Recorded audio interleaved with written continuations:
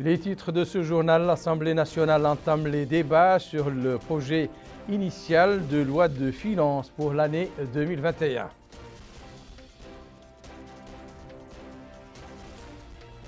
Notre pays et la Chambre de l'industrie et d'agriculture échangent sur la création d'une banque destinée à faciliter les opérations financières aux couches vulnérables. Les campagnes de sensibilisation pour endiguer la propagation du coronavirus battent leur plein partout dans le pays. Mesdames, Messieurs, bonsoir et bienvenue à cette édition du journal que nous commençons par l'actualité parlementaire. L'hémicycle de l'Assemblée nationale a abrité ce matin la première séance plénière consacrée à la discussion du projet initial de loi de finances 2021. L'occasion pour les députés d'exprimer leurs avis et propositions sur le projet de budget. Par la suite, le ministre des Finances, Mohamed Lamine Ould Dahbi, a fait une présentation sur les grandes lignes de ce budget avant de répondre aux questions posées par les parlementaires. Le projet de loi de finances initiale 2021 est équilibré tant du côté des recettes que des dépenses à un montant de 70 milliards d'ouguiyas, ce qui représente une légère baisse de 0,04% par rapport à la loi de finances modifiée 2020 et une augmentation de 16,4% par rapport à la loi de finances initiale de la même année. Le projet de loi a été préparé sur la base d'anticipation appropriée pour l'évolution de la situation économique pour l'année en question, suivant un taux de croissance économique de l'ordre de 2%, une récession de 3,2% en 2020 et du contrôle du taux d'inflation à 4%, en plus d'un déficit du solde courant d'environ 11,6% du PIB, hors des importations de biens d'équipement financés par les investissements directs étrangers. La coopération militaire au menu d'entretien que le ministre de la Défense nationale, Hanan Ould-Sidi, a eu ce matin avec l'inspecteur général des forces armées royales marocaines, le général Abdel Fattah El-Warraq. La réunion qui s'est déroulée en présence du chef de l'état-major général des armées, le général de division Mohamed Bombe Ould-Meguet, a porté sur les relations de la coopération entre les deux pays frères et les moyens de les renforcer davantage, en particulier dans les domaines de l'armée et de la sécurité et des perspectives de développement de cette coopération à l'avenir. Cette réunion s'inscrit dans le cadre d'une visite de 3 jours effectuée dans notre pays par l'inspecteur général des forces armées royales marocaines à la tête d'une importante délégation de son secteur. Une banque islamique dans notre pays pour faciliter les opérations financières aux groupes les plus vulnérables. Le sujet a été évoqué par la ministre des Affaires sociales, de l'enfance et de la famille lors d'une réunion par visioconférence avec le secrétaire général de la Chambre islamique de commerce, d'industrie et d'agriculture de l'Organisation de la coopération islamique au Pakistan, Youssef El-Khalawi. Naha Mint Haroun ou le Cheikh Sidiya a édifié son interlocuteur sur les nombreux programmes mis en œuvre par son département en faveur des personnes ayant des besoins spéciaux, précisant que la couverture financière a atteint plus d'1 milliard d'ouguiyas cette année au profit de 22 000 personnes provenant de différents groupes cibles. Abdelrahman Hamadan.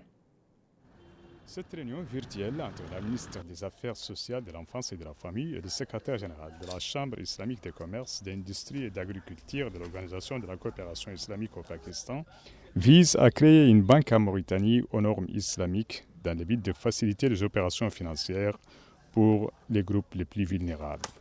Dans son mot pour l'occasion, la ministre a affirmé que son département a mis en œuvre de nombreux programmes et projets visant à soutenir l'autonomie économique et financière des groupes vulnérables, en particulier les femmes et les personnes à besoins spécifiques, à travers le financement des micro-projets dont la couverture financière pour cette année a atteint 1,290 milliard de Ouïa.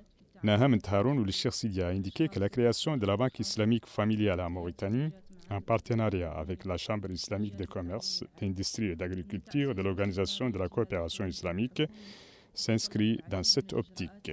Elle a précisé que la mise en place de ces projets a franchi des pas importants, notamment la mise en place d'un comité technique national comprenant l'ensemble des départements ministériels concernés en concertation avec certains opérateurs privés et la société civile, l'approbation des termes de référence après plusieurs réunions et l'achèvement des procédures de recrutement du consultant en charge de l'étude technique de cette banque. La réunion a permis d'échanger et de coordonner avec la Chambre les mesures à prendre pour atteindre les objectifs visés à travers la mise en œuvre d'une stratégie de formation dans le domaine des microcrédits à l'intention des cadres du secteur, les coopératives féminines et les organisations des personnes ayant des besoins spéciaux, la discussion sur les capitales, les actionnaires, les parts et l'envoi d'experts de la Chambre islamique de commerce, en plus de la sensibilisation pour commercialiser les concepts de la banque familiale auprès des acteurs nationaux et l'envoi d'une délégation pour s'enquérir de l'expérience du Soudan dans le domaine de la banque familiale. Le nouveau président de l'autorité de la zone franche de Nouadhibou continue de prendre connaissance des secteurs relevant de ses compétences.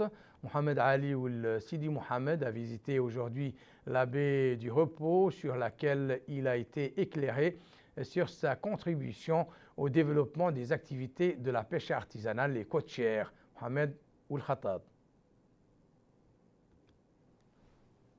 Appelé aussi le port de pêche artisanale, occupe une place première pour la ville de Nouadhibou, dont elle est le segment de la vie économique. Cela grâce à ses installations et ses infrastructures pouvant accueillir jusqu'à 5000 navires et pirogues de pêche. Les dernières améliorations apportées au niveau du port, dit cet usager, qu'il s'agisse de la propreté, du désengorgement des voies ou des éclairages, nous ont beaucoup aidé dans notre travail. Les projets en cours de réalisation, dit cet autre, sont très attendus par les pêcheurs artisanaux qui y voient une grande possibilité d'accroître la rentabilité de leurs affaires. C'est pour s'enquérir de la situation que le président de l'autorité de la zone franche de Nouadhibou, M. Mohamed Ali Ould Sidi Mohamed, s'est rendu aujourd'hui à l'établissement portier de la baie du Repos en compagnie de la secrétaire générale, Bob Ment Khalis, où il a écouté des explications détaillées livrées par le directeur général, Mohamed Wael Ould Youssef, sur l'institution et ses missions, sachant que le port de pêche artisanale est visité par plus de 40 000 personnes.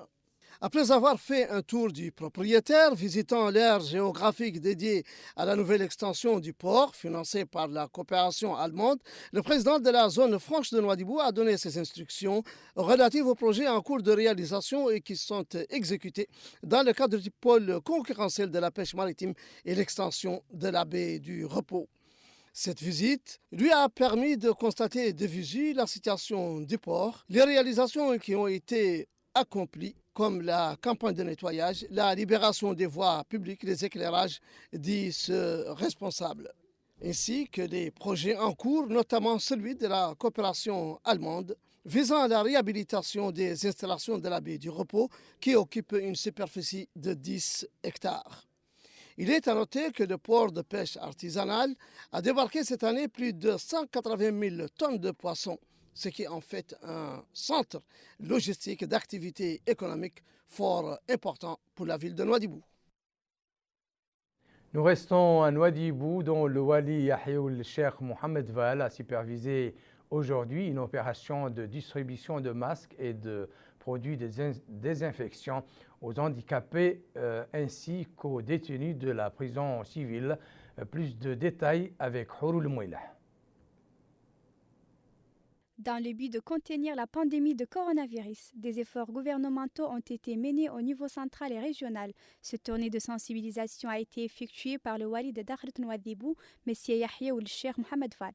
La première étape de cette visite a été le centre communal des personnes handicapées. La deuxième étape a été la prison civile. Cette tournée s'inscrit dans le cadre de la mise en œuvre des mesures de précaution instaurées par les pouvoirs publics pour faire face à la deuxième vague de Covid-19. À cette occasion, le Wali a souligné l'importance de cette opération ciblant les personnes ayant des besoins particuliers ainsi que les détenus de la prison civile. Cette opération appuie les efforts de sensibilisation quant à la nécessité de la prise de mesures de précaution contre la pandémie de Covid-19. De son côté, le maire de la commune de Dakhlet Nouadhibou, M. Qasim Oulbellali, a adressé des conseils aux personnes handicapées sur la nécessité du respect des mesures préventives contre la Covid-19. Le président de la coordination des associations de personnes handicapées a exprimé au nom des membres de son organisme sa satisfaction quant à cette tournée de sensibilisation. Au cours de cette activité de sensibilisation, la coordination a bénéficié d'une distribution de masques qui seront repartis entre les différentes associations.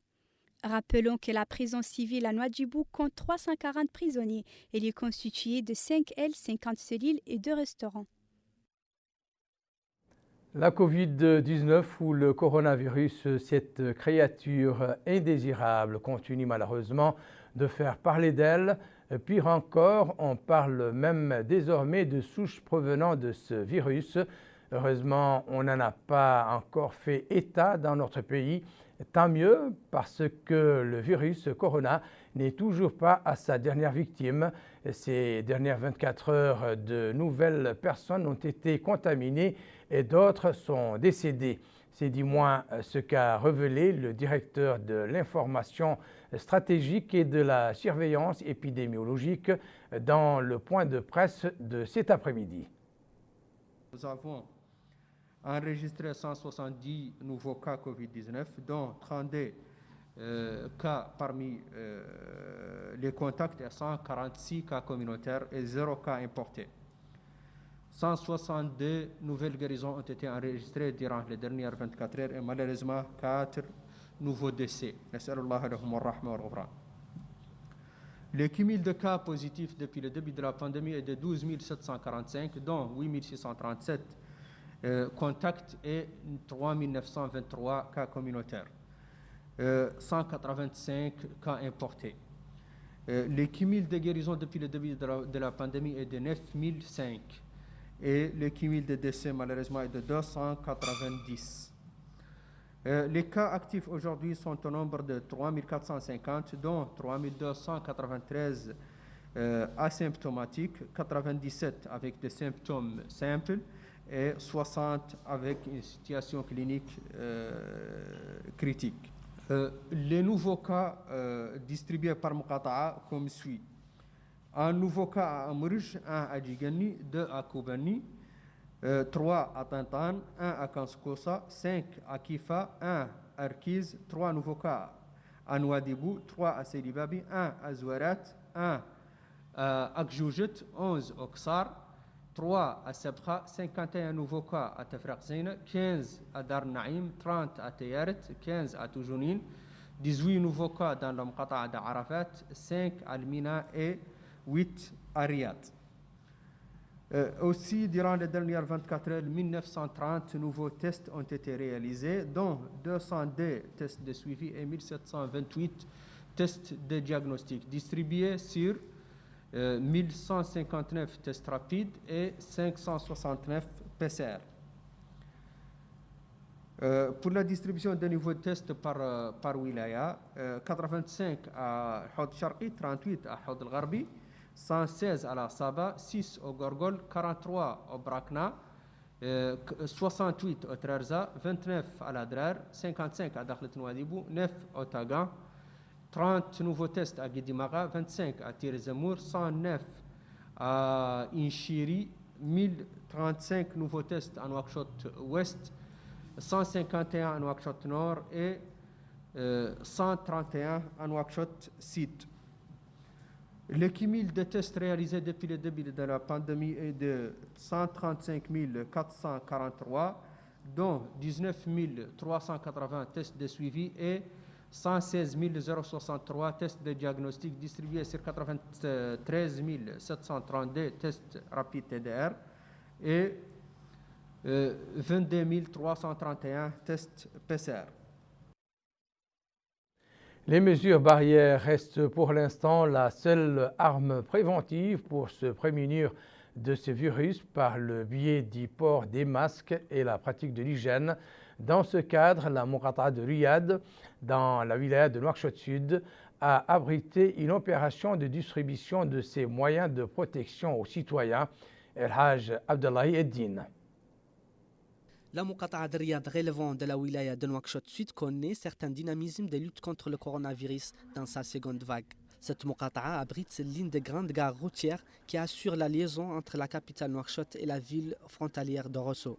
Des mesures de précaution ont été imposées aux transporteurs et aux passagers afin de limiter la circulation du virus, à savoir le port de masque ou du turban et la distanciation physique entre les passagers. Ce transporteur a mis en garde contre la gravité du virus. Il précise qu'il oblige ses passagers à se conformer aux mesures préventives décidées par les pouvoirs publics, en particulier le port de masque ou du turban. Cet auteur affirme qu'il respecte le nombre de passagers fixé dans la carte grise de véhicule, ce qui peut réduire l'encombrement causant la propagation du virus. Parallèlement à ces mesures, le département de santé au niveau de Riyad travaille d'arrache-pied en vue de contenir le Covid-19. En effectuant des centaines de tests de diagnostic et des tests de suivi au profit des personnes atteintes de cette maladie. Le médecin-chef de la Muqata'a indique que dès le début de la seconde phase de la pandémie, le personnel médical a effectué environ 700 tests, dont 180 cas positifs et 26 sous contrôle médical. Dans le cadre de tests, ils ont ciblé les symptômes qui ressemblent à ceux de la Covid-19. Dans le même sillage, la commune de Riyad a mobilisé les associations de jeunes pour qu'ils puissent participer activement dans les actions de sensibilisation. Le maire de la commune de Riyad a déclaré que sa commune a distribué 60 000 masques aux citoyens et elle a constitué 10 équipes de sensibilisation réparties dans tous les quartiers de la commune. Il a ajouté que la municipalité a impliqué les conseils consultatifs spécialisés et les coopératives pour qu'ils contribuent également aux efforts de sensibilisation. En dépit du relâchement qui a été constaté dans certains endroits, des dizaines de jeunes continuent de sillonner les marchés et les artères de la commune. Ils sensibilisent et conscientisent les populations sur la gravité de la pandémie et la nécessité du respect scrupuleux des mesures préventives contre le coronavirus.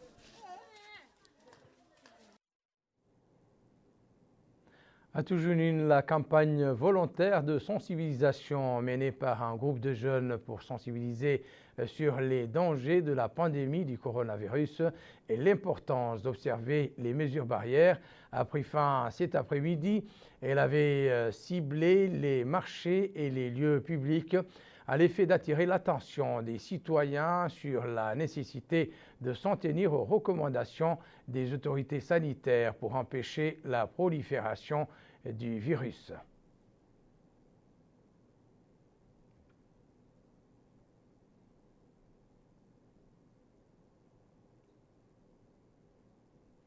Les jeunes du Gorgol et d'Adel Begrou dans la wilaya du Hod El Gharbi, Charqi Dimouin, ne sont pas moins actifs, aussi participent à travers des campagnes de sensibilisation à l'effort national visant à endiguer la propagation de cette pandémie en incitant leurs concitoyens à la nécessité d'observer les gestes barrières.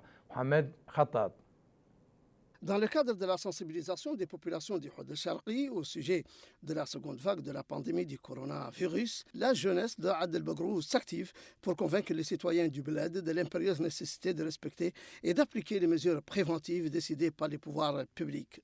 Plusieurs campagnes ont été menées dans les foyers, les marchés et les lieux de rassemblement dans le but de provoquer un sursaut et une véritable prise de conscience chez les populations. Nous ciblons tout le monde ici, dit cet activiste, en particulier les gens qui n'ont aucune notion de la gravité de la pandémie. Nombre de gens ne croyaient pas en la dangerosité du coronavirus, mais ils finissent par bien la comprendre. Une attention particulière a été accordée au rôle que peuvent jouer les femmes dans la sensibilisation, sachant qu'elles sont au cœur du foyer, dit cette dame. Des associations de la société civile et des jeunes parcourent les avenues et les rues de Kayedi dans le cadre d'une campagne de sensibilisation visant à limiter la circulation du coronavirus revenu de plus belle dans sa seconde vague. La campagne a démarré à partir du siège du centre d'enrôlement qui connaît une grande affluence des citoyens pourtant peu regardants quant aux mesures préventives, notamment la distanciation sociale. Les associations des jeunes au niveau de la wilaya étaient disponibles, dit ce jeune homme, pour mener des campagnes de sensibilisation, mais elles n'avaient pas les moyens nécessaires pour le faire. Nous avons contacté le Wali qui a répondu présent en invitant les organisations de la société civile à nous apporter leur soutien. C'est maintenant chose faite et nous voilà battre campagne. Il est vrai que des commissions de sensibilisation se sont constituées et ont envahi les marchés et les lieux de rassemblement, distribuant gel hydroalcoolique et masques et expliquant aux visiteurs du marché et aux commerçants la gravité de la pandémie et l'importance des mesures préventives. Sans doute moins contagieux que le coronavirus, la commercialisation des produits alimentaires périmés est autant dévastatrice que celui-ci. Akifa, la vigilance des éléments de la direction de la concurrence, de la protection du consommateur et la lutte contre la contrefaçon a permis de sauver des foyers d'une intoxication certaine suite à la consommation de tomates périmées. 6 tonnes de cette matière devenue toxique a été saisie puis incinérée. L'opération a eu lieu sous la supervision du Hakam adjoint de Kifa et des représentants des autorités municipales et de la délégation régionale du ministère du Commerce, de l'Industrie et du Tourisme à Nassaba.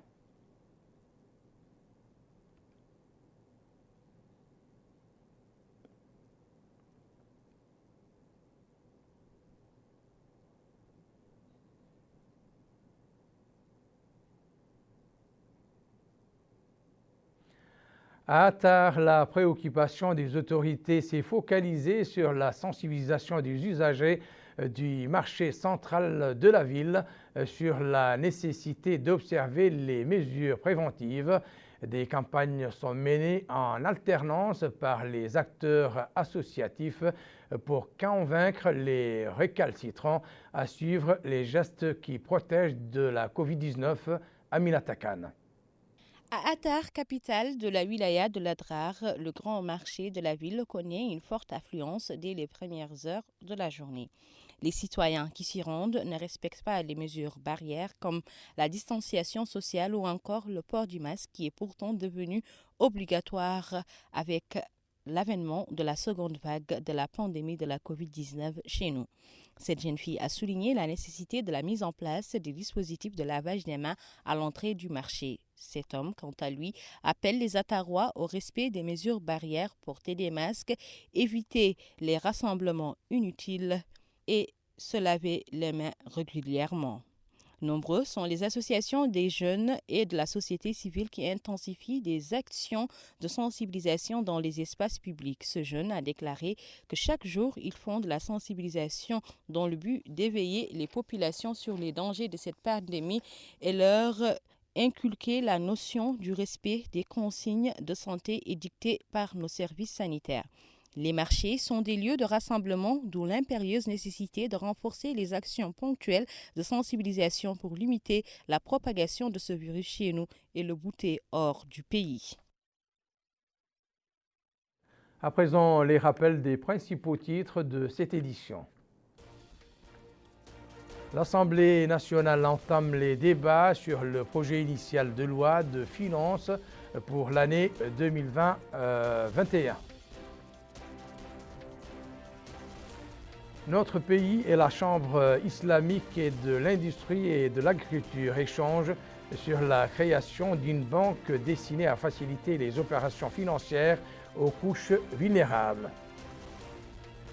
Les campagnes de sensibilisation pour endiguer la propagation du coronavirus battent leur plein partout dans le pays. C'est la fin de cette édition. Nous vous souhaitons d'agréables moments avec le reste des programmes d'El Mauritania. Au revoir.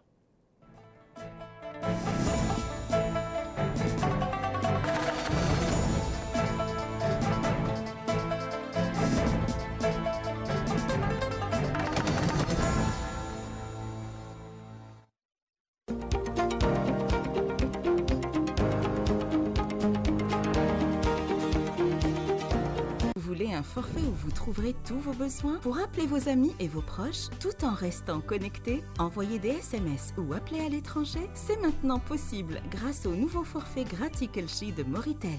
Gratikelchi, il y a Kelchi dedans. Appel en national et à l'international. Internet et SMS, tout cela en même temps et dans le même forfait. À chaque utilisation, votre forfait est actualisé pour que vous continuiez à profiter de tous les avantages. Activez Gratikelchi en composant étoile 1, 2, 3, étoile, un code de recharge de 10 à 100 Guilla, étoile 9 dièse.